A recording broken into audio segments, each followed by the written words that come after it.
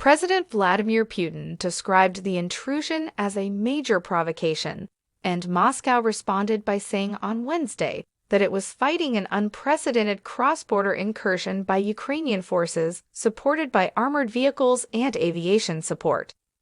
Moscow was now rushing to reinforce the area. Although Ukraine has not acknowledged the attack, it would represent a significant change in tactics as its soldiers fight to hold onto vital ground along the front lines in the east of the nation. The suspected attack on the Kursk region in southern Russia prompted concerns about Kyiv's intentions and the Kremlin's defenses at a critical juncture in the war, even though the developments on the ground were unclear.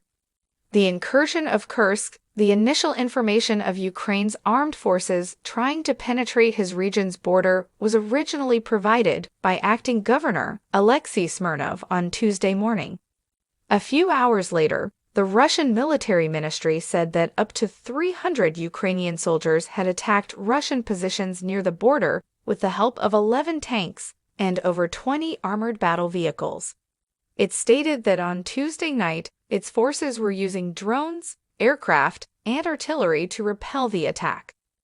The ministry declared early on Wednesday that it was still fighting the incursion and that up to 260 Ukrainian soldiers had lost their lives while being stopped from penetrating further into Russian territory by its border guards and military. Russia's chief of staff, Valery Gerasimov, reported to Putin later on Wednesday that up to 1,000 Ukrainian troops tried the assault early on Tuesday morning, and that as of right now, at least 100 had been killed and another 215 injured. The claims haven't been confirmed by NBC News. Smirnov claimed that Putin was keeping the situation under personal control when they spoke over the phone late last night. In light of the ongoing conflict, he said, residents were being evacuated from the region's border and asked people to donate blood. Since Tuesday, he claimed 5 civilians had died. According to the Russian Health Ministry, 24 individuals have been hurt, according to the TASS state news agency. Videos and photos geolocated by NBC News revealed destroyed structures in the border town of Sucha in the Kursk area. Sucha is home to around 5,000 people and is located barely 6 miles from the Ukrainian border.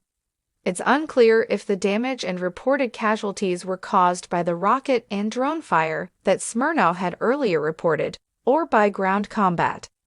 In an unrelated meeting on Wednesday afternoon, Putin himself discussed the Kursk crisis, calling Ukraine another major provocation, and announcing that he would meet with the chiefs of the nation's security, defense, and law enforcement agencies to discuss the matter.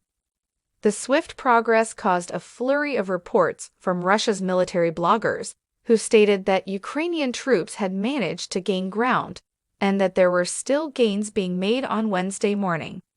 According to the well-known 2 Majors Telegram channel, there are now Ukrainian troops in 11 settlements, and they have advanced up to 9 kilometers into the Kursk region. Others claimed that elite and well-trained units from Ukraine were on standby to supply additional troops to the area of the breakthrough. NBC News was unable to confirm such stories. It looks to be the first time that Ukraine's own military have undertaken such a bold attack, despite many forays into Russian territories bordering Ukraine by anti-Kremlin volunteer organizations since last year. Kyiv has not made any formal statements regarding the incursion or the possible resources involved. An NBC News request for comment was not immediately answered by the Ukrainian army or military intelligence.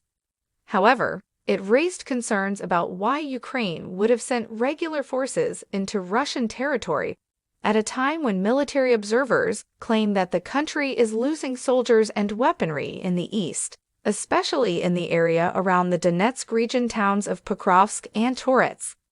According to the General Staff of Ukraine, on Wednesday, its forces repulsed 18 enemy assaults in the direction of Toretsk and 42 enemy assaults in the Pokrovsk direction.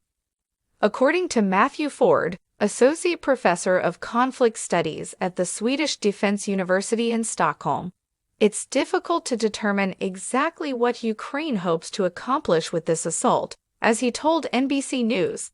According to Ford, it's possible that Kyiv is attempting to divert Moscow's focus in order to compel it to send more troops to the border. According to him, Ukraine might also be attempting to reclaim headlines in the West, or just in need of a good news story for its own audience. However, he stated that given the challenging circumstances surrounding Pokrovsk and Torets, it might end up doing more harm than good for Ukraine in the long run.